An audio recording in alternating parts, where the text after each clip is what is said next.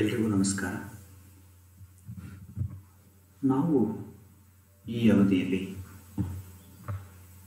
Forms of money ಎಂಬ ವಿಷಯವನ್ನು ತಿಳ್ಕೊಳ್ಳೋಣ. ಹಣದ ವಿವಿಧ ರೂಪಗಳು, ಅದರಲ್ಲಿ ಪ್ರಮುಖವಾಗಿ money of account under money proper and metallic money and paper money.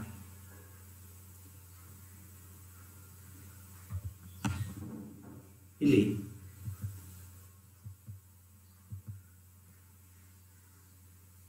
money has classified into various forms as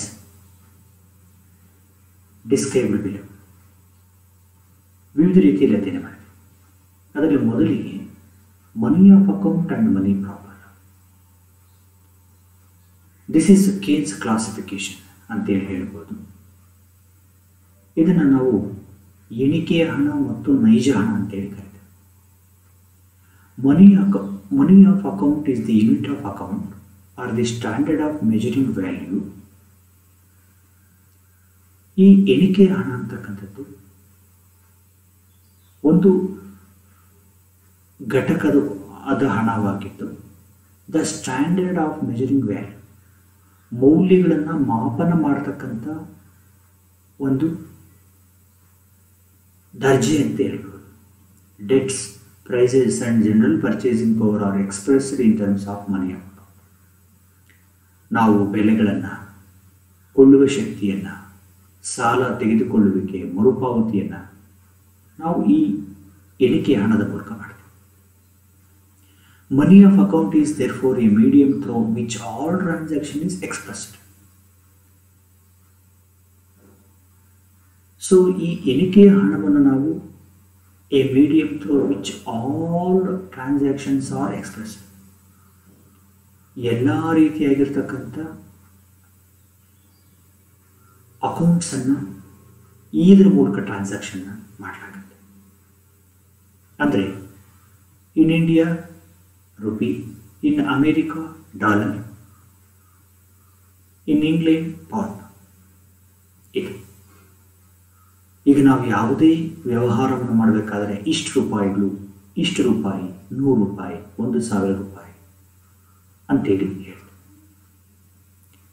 money proper or simply money is that by delivery of which transactions are actually settled. Money proper ಅಂತಂದರೆ ಅಥವಾ ನೈಜ ಹಣ ಅಂತ ಕರೀತೀವಿ. R simply money, ಹಣ ಅಂದರೆ is that by delivery of which transactions are actually settled. ನಾವು ಯಾವುದರ ಮೂಲಕ ಸೆಟಲ್ ಮಾಡ್ತೀವಲ್ಲ, ದಟ್ ಈಸ್ ನೈಜ ಹಣ. It is the unit in which general purchasing power is held and by delivery of which debt contracts and price contract are discharge. ನಾವು ಮೇಲೆ ಹೇಳಿದ ಹಾಗೆ ಬೆಲೆಗಳು, ಕೊಳ್ಳುವ ಶಕ್ತಿ, ಸಾಲ ತೆಗೆದುಕೊಳ್ಳುವಿಕೆ, ಪಾವತಿ ಇವೆಲ್ಲವುಗಳನ್ನು ನಾವು ಯಾವುದರ ಮೂಲಕ ಮಾಡಲಾಗತ್ತಲ್ಲ, ಯಾವ ಹಣದ ಘಟಕದ ಮೂಲಕ ಮಾಡ್ತೀವಲ್ಲ, ಅದು ನೈಜ ಹಣ. It is the money which is issued by the state and which is therefore legal tender, the acceptance of which is enforceable by law. ಅಂದರೆ ಈ ಹಣ issued by the state. State means here government. Instead of government, central bank is the sole responsible for issuing of currency and which is therefore legal tender. ಕಾನೂನುಬದ್ಧವಾಗಿ the acceptance which is enforced by law, ಕಾನೂನುಬದ್ಧವಾಗಿ ಜಾರಿಗೆ ಬಂದಿರತಕ್ಕಂಥದ್ದು. For example, ನಾವು ಇವತ್ತು online trade ಹೆಚ್ಚಾಗ್ತಾ ಇದೆ. ನಾವು ಆನ್ಲೈನಲ್ಲಿ ಒಂದು ವಸ್ತುವಿಗೆ 999 ರೂಪಾಯಿಗಳು ಅಂತೇಳಿ ನಿಗದಿಪಡಿಸಿರುತ್ತೆ. ಅದನ್ನು ನಾವು ಆರ್ಡರ್ ಮಾಡ್ತೇವೆ. ಆ 999 ರೂಪಾಯಿಗಳು ಅಂತಕ್ಕಂಥದ್ದು ಮನಿ ಆಫ್ ಅಕೌಂಟ್. ಆ ವಸ್ತು ನಮ್ಮ ಮನೆಗೆ ಬಂದಾಗ ನಾವು ಪಾವತಿ ಮಾಡ್ತೀವಿ, ನೈಜ ಹಣದ ಮೂಲಕ ಪಾವತಿ ಮಾಡ್ತೀವಿ. ಫಾರ್ ಎಕ್ಸಾಂಪಲ್, ಒಂದು 500 rupees, 100 rupees ಆ, ಹೀಗೆ ಅದನ್ನು ನಾವು ನೈಜ ಹಣ ಅಂತ ಕರಿತೀವಿ. ಆ 599 ರೂಪಾಯಿಗಳು ಅಂತಕ್ಕಂಥದ್ದು ರುಪೀಸಲ್ಲಿ ಹೇಳುವಂಥದ್ದು. ನಾವು ಬಂದಾಗ ಏನು ಹಣವನ್ನು ಪಾವತಿ ಮಾಡ್ತೀವಲ್ಲ ಅದು ನೈಜ ಹಣ ಅಂತೇಳಿ ನಾವು ಹೇಳಿ. ಮತ್ತೊಂದು ರೀತಿಯಾಗಿರ್ತಕ್ಕಂಥದ್ದು metallic money and paper money, ಲೋಹದ ಹಣ ಮತ್ತು ಕಾಗದದ ಹಣ. Metallic money consists of metallic coins of a particular fineness and weight with both sides stamped with the symbols of the government of the country. ಲೋಹದ ಹಣ ಅಂತಂದರೆ ದ ನೇಮ್ ಇಟ್ ಸೆಲ್ಫ್, ಲೋಹಗಳಿಂದ ಮಾಡಲ್ಪಟ್ಟ ಹಣ, ಚಿನ್ನ, ಬೆಳ್ಳಿ, ತಾಮ್ರ, ನಿಕ್ಕಲ್ ಇತ್ಯಾದಿ.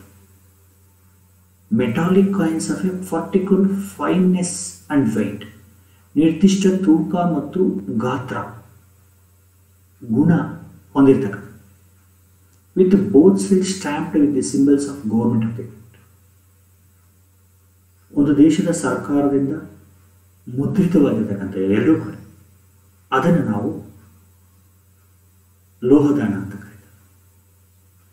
Paper money consists of the currency notes issued by central bank or the government of the country and the credit instruments like check, bills, drafts, etc.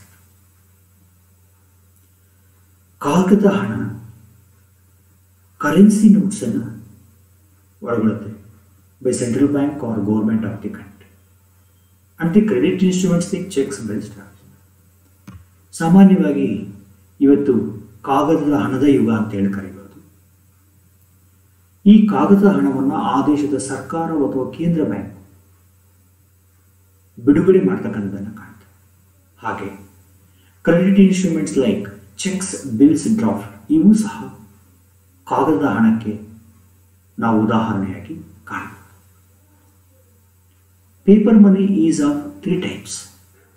ಈ ಕಾಗದ ಹಣವನ್ನು 3 ರೀತಿಯಾಗಿ ವರ್ಗೀಕರಿಸ್ತಾರೆ: ಕನ್ವರ್ಟಬಲ್, ಇನ್ಕನ್ವರ್ಟಬಲ್ ಅಂಡ್ ರೆಪ್ರೆಸೆಂಟೇಟಿವ್ ಮನಿ. ಪರಿವರ್ತಿತ ಕಾಗದ ಹಣ, ಅಪರಿವರ್ತಿತ ಕಾಗದ ಹಣ, ನಂತರ ಫಿಯೆಟ್ ಅವರ ಪ್ರಾತಿನಿಧಿಕ ಹಣ. ಇಲ್ಲಿ ಕನ್ವರ್ಟಬಲ್ ಪೇಪರ್ ಮನಿ ಅಂತಂದರೆ ನಾವು ಕಾಗದದ ರೂಪದ ಹಣವನ್ನು ಇತರೆ ಲೋಹಗಳಿಗೆ ಅಥವಾ ಅದನ್ನು ಕರಗಿಸಿದಾಗ ಪರಿವರ್ತನೆ ಮಾಡಿ. ಕನ್ವರ್ಟಬಲ್ ಅಂತಂದರೆ ಅದನ್ನು ಪರಿವರ್ತನೆ ಮಾಡಲಿಕ್ಕೆ ಸಾಧ್ಯ ಆಗದೆ ಇರತಕ್ಕಂಥದ್ದು, ಅಪರಿವರ್ತಿತ ಅಂತ ಕರೀತಾರೆ. ಸೊ ಇನ್ನೂ ಒಂದು ಪ್ರಾತಿನಿಧಿಕ ಹಣ ಅಂತ ಹೇಳಿ ನಾವು ಹೇಳ್ಬೋದು.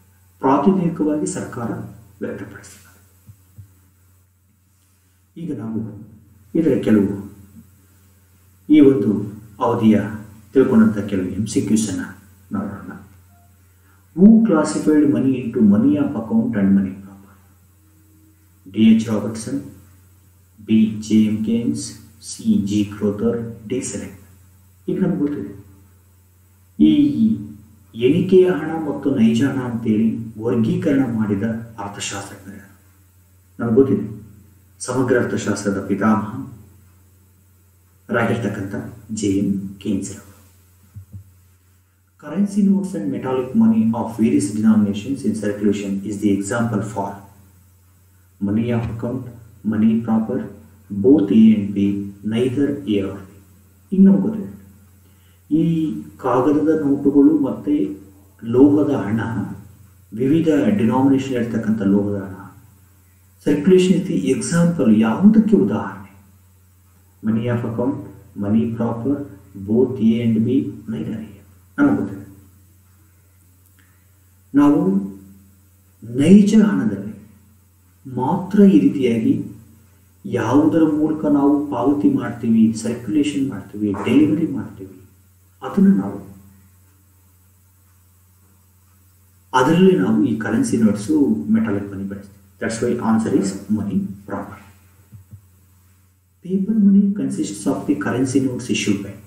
ನಮಗೆ ಗೊತ್ತಿದೆ ಕಾಗದದ ಹಣ ಏನು ಕರೆನ್ಸಿ ನೋಟ್ಸನ್ನು ಒಳಗೊಂಡಿರುತ್ತೆ ಅದು ಯಾರು ಇಶ್ಯೂ ಮಾಡ್ತಾರೆ? Central bank of the government, state bank of India, finance ministry, none of the. ನಮಗೆಲ್ಲ ಗೊತ್ತಿದೆ. The sole responsibility of currency notes issued by any country in the world, that is central bank. And also Some part of notes issued by the government funds. That is answer A. Okay, ನಾವು ಈ ಒಂದು ಅವಧಿಯಲ್ಲಿ ಹಣದ ರೂಪಗಳಾಗಿರ್ತಕ್ಕಂಥ money of account and money proper ಮತ್ತು metallic money ಮತ್ತು paper ಮನಿಗಳ ಬಗ್ಗೆ ನಾವು ಅಧ್ಯಯನವನ್ನು ಮಾಡಿದ್ದೇವೆ.